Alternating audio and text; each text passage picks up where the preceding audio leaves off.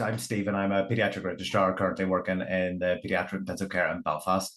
So we're going to do a bit of a quiz here, and it's going to be sort of who wants to win a McGrath. So we've got some contestants on the line on the call at the minute, and the way this is going to start is we're going to do a fastest finger first. So there's going to be a question, and guys, feel free to play along at home and online. And there's going to be sort of 4 options for the question, and you're going to have to rank them in the correct order. Whoever gets that correct and quickest will be the contestant for the game. And then we're going to go through sort of 15 MCQs. In those questions, there's going to be 4 possible answers for everyone. And you've got to pick the right one. You're going to have 3 lifelines that you can use throughout the 15 questions. You can only use each one once. So there's going to be a 50-50. You can ask the panel, and there's also going to be an ask the audience for one of the lifelines. So if you're playing at home, keep your ears peeled. We're probably going to need you at some point to help our contestants out to hopefully win the big prize at the end of the day. So our contestants today, we've got Lindsay on the call. We have got Shane on the call, and Hardeep, and I believe Heather as well. And I just see, Tudor, do you want to come in there? Should I just say that when the question goes up for the audience, I'll put the poll on so you can vote. And then if Stephen wants to use your votes, he can bring them up then. Fabulous. Thank you, Tudor. So if everybody's ready, do all our contestants have a pen and paper for the fastest finger first? And what I'll get you to do is just hit the raise hand on the call here so I can see who's first, and we'll go from there. So with all that, we'll start into it. So I want you to rank the following from containing the most amount of sodium to the least amount of sodium. So starting with the highest, finishing with the lowest. And if you just write down A, B, C, D, don't worry about writing out the full long form of the answers.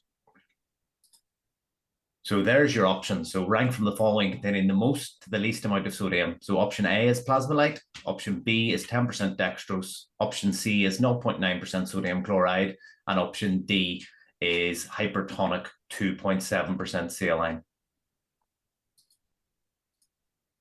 So we've got one hand up there, and a second, and a third, and a fourth. Brilliant. So I'm going to start with yourself, Hardeep. Do you want to tell us what the order you got there? I've got D, C, A, B. D, C, A, B. And that is correct. So congratulations, Hardy. Commiserations to the rest of you. Thank you very much for taking part. We'll just go through the answer quickly. So your hypertonic obviously has the most amount of saline. It's about 462 millimoles per liter. Then you've got your 0.9% sodium chloride, which is about 154 millimoles per liter. Plasmolite is 140 millimoles per liter. And then obviously at the least amount of sodium is your 10% dextrose, which has no sodium in it. So we'll get into the questions. So you can see here our prize numbers on the top of what you can hopefully win today. And we'll start with the first question. So question number 1 is, according to the APLS guidelines, what is the recommended fluid bolus? And this is for each individual fluid bolus given for a child with a prolonged cap refill, tachycardia, and per perfusion. So your options are A, 0 to 5 mils per kilo, B, 10 to 20 mils per kilo, C, 20 to 30 mils per kilo, or D, 30 to 60 mils per kilo. So whenever you're ready, Hardeep, if you want to give me what you think might be the correct answer there. Is it B, 10 to 20 mils per kilo? And you're looking to go with B, is that your final answer? Final answer. Fabulous. So that is correct. So well done, you've won the first prize, and now we'll go on to the next question. So yeah, this is a very straightforward, just as per APLS guidelines, they recommend 10 to 20 mils per kilo for your boluses initially. Obviously, you can repeat those fluid boluses if the situation requires. Can I just check I can drop out any point from now on? No, you have to keep going. So question 2 then. So we're moving on to a 3-year-old child presents to ED with a generalized tonic-clonic seizure of all 4 limbs after how long would you give the first dose of rescue medication? So your options are A, 2 minutes, B, 20 minutes, C, 5 minutes, or D, 10 minutes. Go with C, 5 minutes. Final answer? Final answer, please. And congratulations. So again, that's really just as per the APLS protocol that recommends after 5 minutes to give 0.1 milligram per kilo of lorazepam. Moving along now to question 3. So we're up to £5 now. So you've got a 3-year-old child with meningococcal sepsis. They present with cold extremities, prolonged capillary refill time. Their blood pressure is 45/30. Heart rate is 190 and lactate of 8. After 60 mils per kilo of crystalloid solution has been given, the perfusion remains really poor. What would be your next immediate step? Would it be A, give another 20 mil per kilo fluid bolus? Would it be B, you would start some noradrenaline centrally? Would it be C, you would start some dopamine? Or is it D, you would go ahead and give a push dose of adrenaline peripherally? And obviously we talked a little bit about push dose in the sepsis talk with Dr. Flanagan, with what that is. Yes. Can I ask any follow-up questions, or this is all the information I have? You go for a follow-up question. We'll allow that. What's it? Intensive care, have we got a central line, or if not? I should know at the minute you've just got 2 peripheral lines. So we can't use the noradrenaline. I think push dose adrenaline is reserved for extremist situations. So I think it is between that and giving 20 mils per kilo. So you've got your lifelines if you would like to use them. So your options are 50-50. We can ask the audience, or we can ask the panel if you would like. Ask the, Sorry, you broke up slightly there. I'd like to ask the panel. Okay, brilliant. So we'll bring in the panel at this point. If anybody wants to give any opinions, I'll let them jump in at this stage. I would go for push dose adrenaline here. It's the blood pressure is your key bit, I think, here. Heartbeat, your peri-arrests, and I think all the others would take a little bit too long to make up. Yes. So the rest of the panel agrees with that. Absolutely. Yeah, definitely agree. Well, there you go. So The push dose adrenaline. Going to go with push dose adrenaline. Brilliant. And that is the correct answer. And yeah, just as Dr. Flanagan was saying there, it's very reasonable to consider more fluid, but just given with how low the blood pressure is there, it looks like this child is probably going to arrest very soon if something isn't done quickly. So it's about trying to restore that blood pressure quickly. And that's why sort of push dose. With your noradrenaline infusion, you correctly identified you would have to get a central line in. That's going to take time. You're probably going to have to give some sort of analgesia when you're doing that as well. And obviously just dopamine isn't sort of routinely first step sort of medications. So we're moving on to question 4. So question 4 is a 5-year-old child with meningococcal sepsis develops rapidly progressive purpura, thrombocytopenia. They have a prolonged PT, a prolonged APTT, and they have low fibrinogen. So what is going to be your best management option? So you've got option A, do you want to give some IV vitamin K? B, do you want to give some unfractionated heparin? C, do you want to give a platelet transfusion? Or D, do you want to give some cryoprecipitate and FFP? I'll go with the. Sorry, you're breaking up slightly there. I didn't quite hear the answer. Sorry, I'll go with D, which is cryo and FFP. Fabulous. So D, and that is the correct answer. And yes, with the prolonged PT, APTT, and low fibrinogen, your IV vitamin K would maybe help with an isolated prolonged PT, but it's not going to do much for your fibrinogen or your APTT. Your unfractionated heparin is going to make things much worse. And your platelet transfusion, again, is not going to help a whole lot with that low fibrinogen. So your cryoprecipitate and your FFP is the best option there. So moving on to question 5, and this one is about shock. So it's which one of the following is the most common type of shock leading to cardiac arrest in the pediatric population?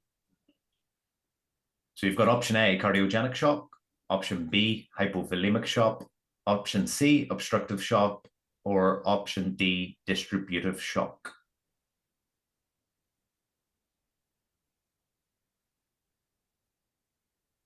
Common type of shock leading to cardiac arrest. Without distributive shock. Could you repeat that just once more for me? Sorry. D, distributive shock. Option D, is that your final answer? Yes, it is my final answer. You do have 2 lifelines left there if you would like to use a lifeline. Okay, just thinking my options here. So I think we know that the cardiogenic shock can lead to cardiac arrest, whether it's the most common cause of cardiac arrest in children. And obstructive shocks very specific situation. So it's either between A and D. Well, I'll use 50-50 if you're insisting. So we'll go for 50-50 here. And so options you've got left is B, hypovolemia, or C, obstructive. interesting.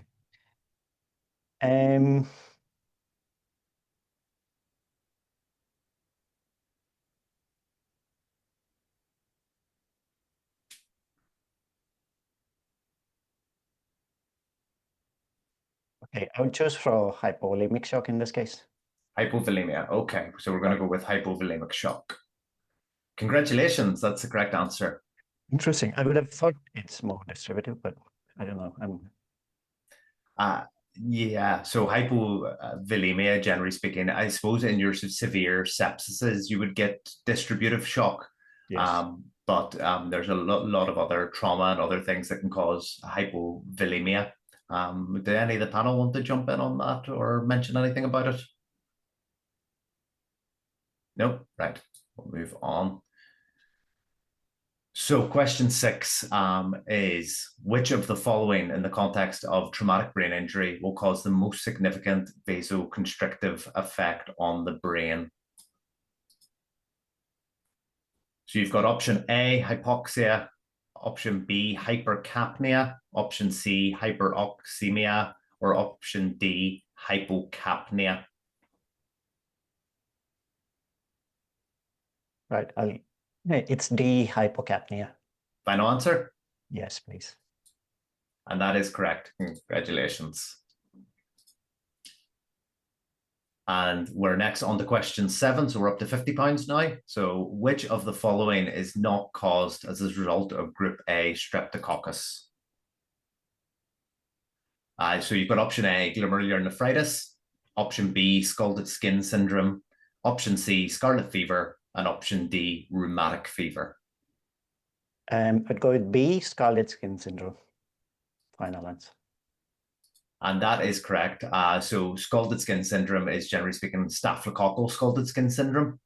So it's more staphylococcus as opposed to your streptococcus. And then the other answers there, your glomerular nephritis, scarlet fever, and rheumatic fever are all complications of group A streptococcus infections.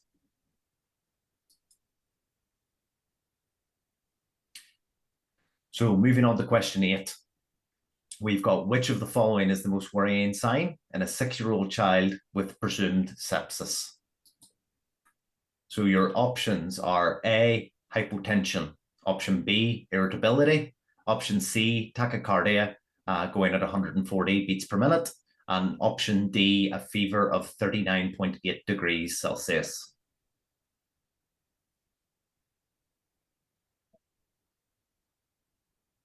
Sorry, I didn't quite pick up on the microphone there, Hardeep.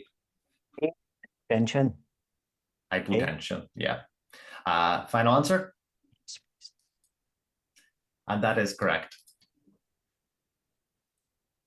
So again, when it comes to cardiac arrest, we think of hypotension being as a sort of sign before somebody goes into cardiac arrest.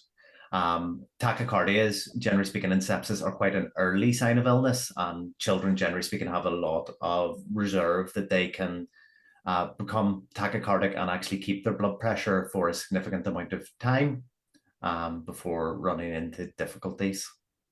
And obviously the irritability and the fever, whilst they're signs of infection and possibly even meningitis, they wouldn't be the most worrying signs. So we're on to question 9, and this is about which of the following is not a feature of life-threatening asthma in a child.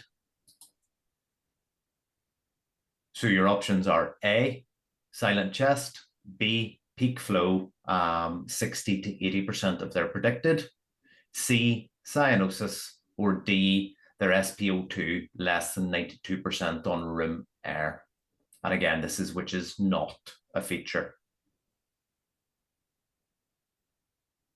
With B, peak expiratory flow in 60 and 80%. Final answer. And that is correct. Well done.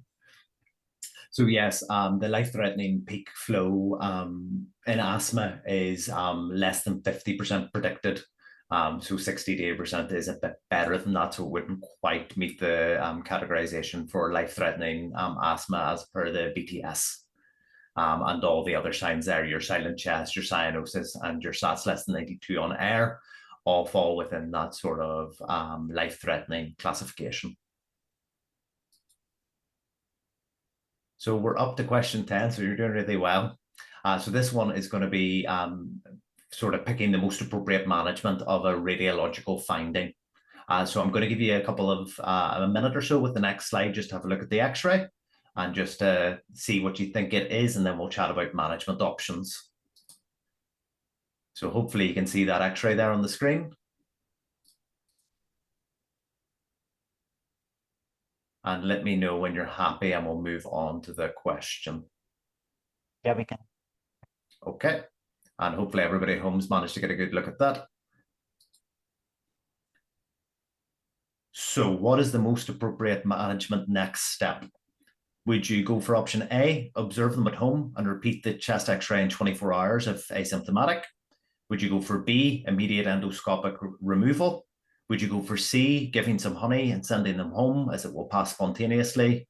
Or would you go with D, giving activated charcoal to prevent absorption? Would be immediate endoscopic removal. Brilliant. And that is correct. So in this case, we're looking at an x-ray here that shows you a classic sign of a button battery ingestion. If you look closely at the x-ray there, you can see the sort of double silhouette. You've got the circle and then an inner circle, which is very classical of your button batteries. This is going to be very caustic and it's going to be burning as the walls complete the circuit of the battery. And it needs to be removed as soon as possible, which is why B, immediate endoscopic removal, is the correct answer. There is mention of administering honey if you're a long way away from somewhere that can do this endoscopic removal. I suppose there's always the balance when you're doing something like that, is this kid's going to need sedated to remove this, and the risks between giving something and being fasted for anesthesia. So that needs to be weighed up if you're thinking about it that way. And then we will move on to the next question. So we're up to question 11. So this is a 3-day-old infant. They present with poor feeding, vomiting, and increasing lethargy. On examination, the baby's tachypnic, but has no hepatomegaly. Their capillary glucose is 4.8. Their plasma ammonia is 950.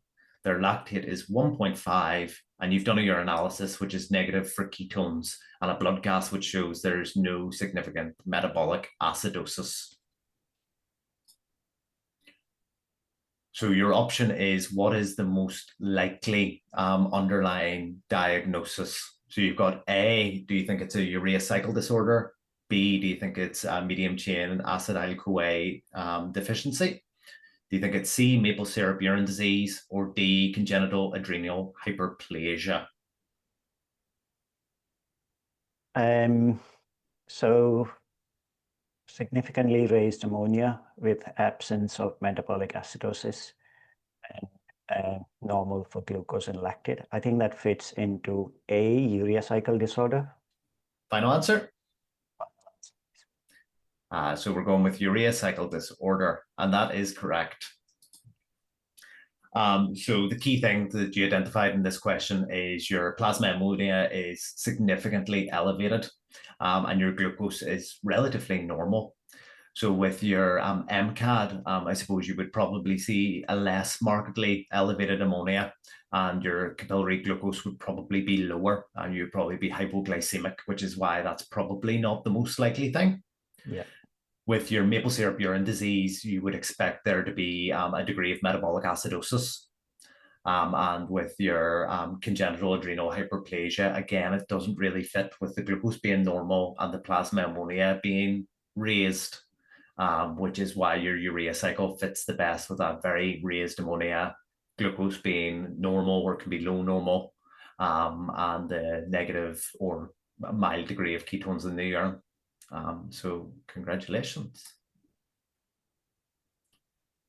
Moving on to question 12. So this is about a 3-day-old child presents collapsed. So they have absent femoral pulses. You're concerned that they have a duct-dependent lesion and their duct is closing. What dose of Prostin would be most appropriately initially? And all these doses are in your nanograms per kilo per minute. So your options are A, would you start at 2? B, would you start at 2000? C, would you start at 200? Or D, would you start at 20?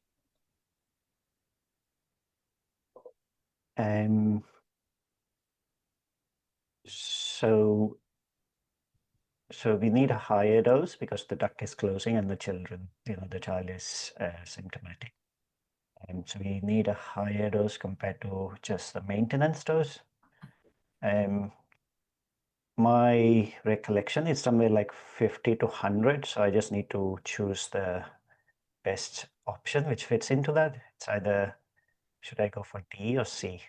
I don't think I've heard initial starting dose of 2. So D. Gonna go with D there for 20. And that is correct. So yes, because you picked up on the key thing there is you're worried the duct is closing. So you're right, you do want to start on a higher dose than sort of the 5 that is recommended by some guidelines. And probably, as you were saying, probably would go up on this dose quite quickly, which is why it was sort of initial dose, where would you start? And definitely you could go with a higher number. It's why I put the other number sort of at extremes, because if I had them very close together, I'm sure there's lots of people who disagree with me on what exactly is the best dose. But yes, you want to either reopen that duct or keep that duct open. So you want to start with a higher dose to try and maintain that. And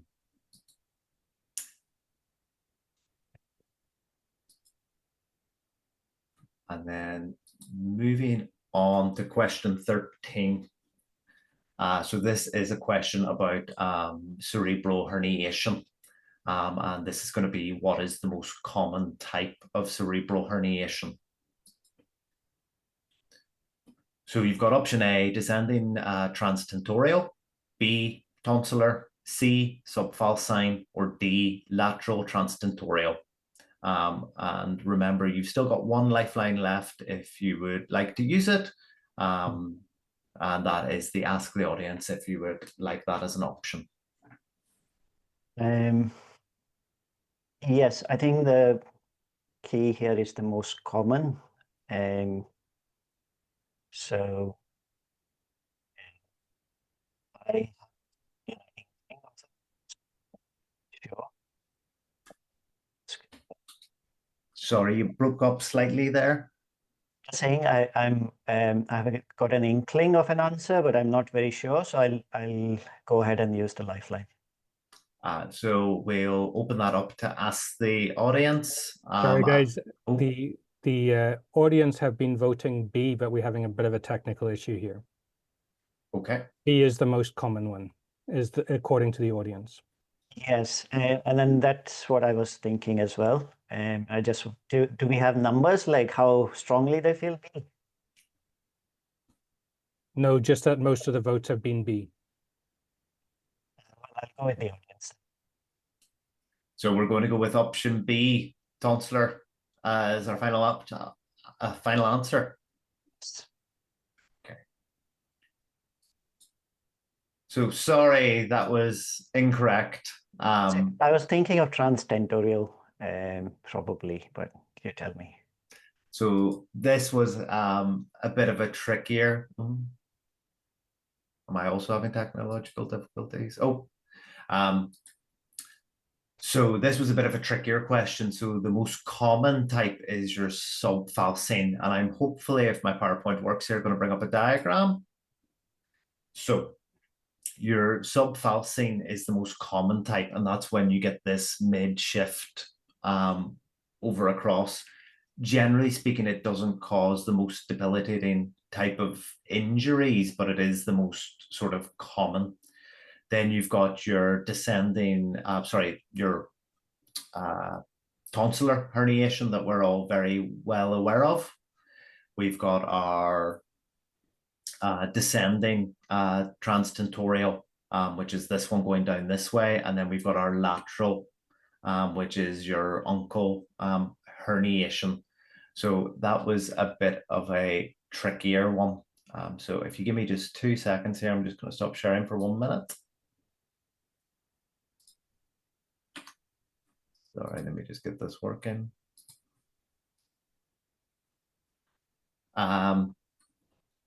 Unfortunate with that one. I can see we've still got a few minutes left.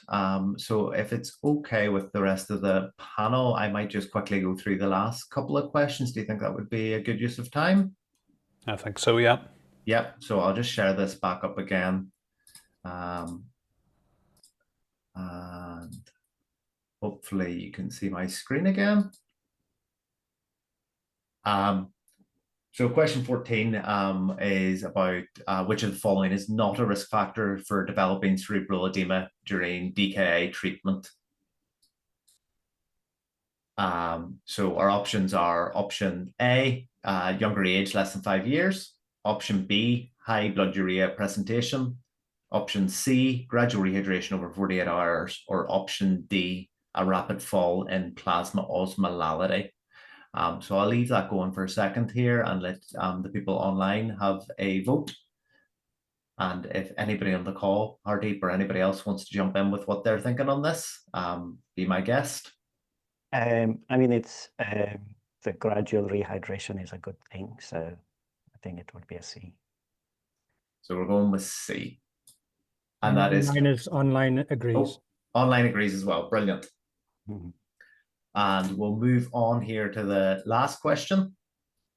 So the last question is, you've got an 8-year-old who's 20 minutes post-cardiac arrest. You've got ROSC. During the resus, they had 40 mils per kilo of IV fluids, and they had 5 doses of adrenaline given at the cardiac arrest dose every other cycle. Your 20 minutes post-cardiac arrest, their heart rate's 135, their blood pressure is 100/70, and they've got cool peripheries. So it's, what would you do next? So the options we've got is option A, would you start some milrinone running at 0.3 micrograms per kilo per minute? Option B, would you start some adrenaline running at 0.1 micrograms per kilo per minute? Option C, would you start noradrenaline running at 0.1 milligrams per kilo per minute? Or option D, do they not require any vasoactives at present? So again, I'm going to leave that open for the guys online. We'll give you a minute or two here just to have a think.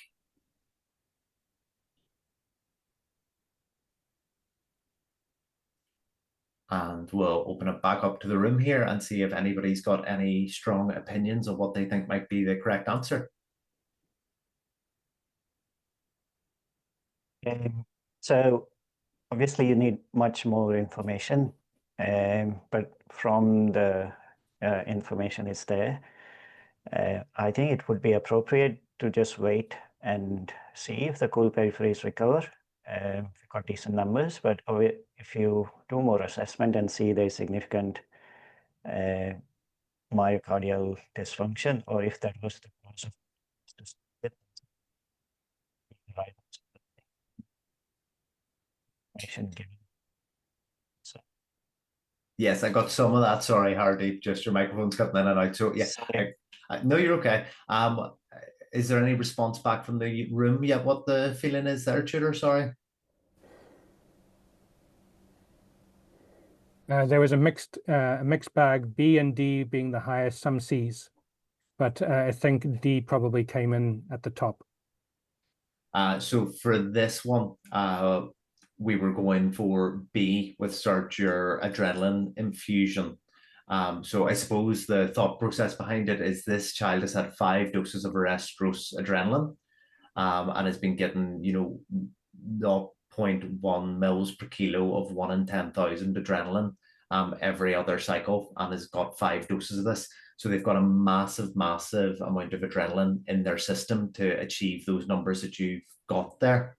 And I suppose the worry is once that resus adrenaline wears off, they're going to need adrenaline being given to them to maintain the numbers the way they are. So it's trying to get on top of that before they get themselves back into or like arrest again, because that arrest dose of adrenaline has worn off effectively. Does anybody else in the panel want to jump in on that? Yeah, so this is from my talk from last year on vasoactive drugs. And the key thing is that it's the dose of adrenaline that you're given in a cardiac arrest. So we're giving 1 dose every 4 minutes, and each dose is 10 mics per kilo. So for the last 20 minutes, this child has been on the equivalent of 2.5 mics per kilo per minute of adrenaline, and you've just got ROSC. So that's 25 times the dose that you would give for starting an septic shock. You've just got ROSC, so that adrenaline doesn't go anywhere. So at the moment, they're on an absolute whopping dose of adrenaline when you're doing that assessment. And the worry is over the next maybe 15, 20 minutes or so, that's going to trickle away to nothing. And for a patient after a long arrest, you would expect them to have some myocardial stunning. So letting that adrenaline trickle away to nothing wouldn't be the best approach for me, and I would put them on a little bit of adrenaline. The 0.1 is a 25th of what they've been on, and I would only take that away once they've got to the ICU, or you've got that resus adrenaline out and they're showing you that they don't need it. So yes, folks, thanks very much, everybody. Thank you very much, Hardeep, for taking part in that, and we'll be in touch with you about your prize shortly after. If everybody just remembers to scan the QR code there, and remember to fill out the feedback to get your certificates.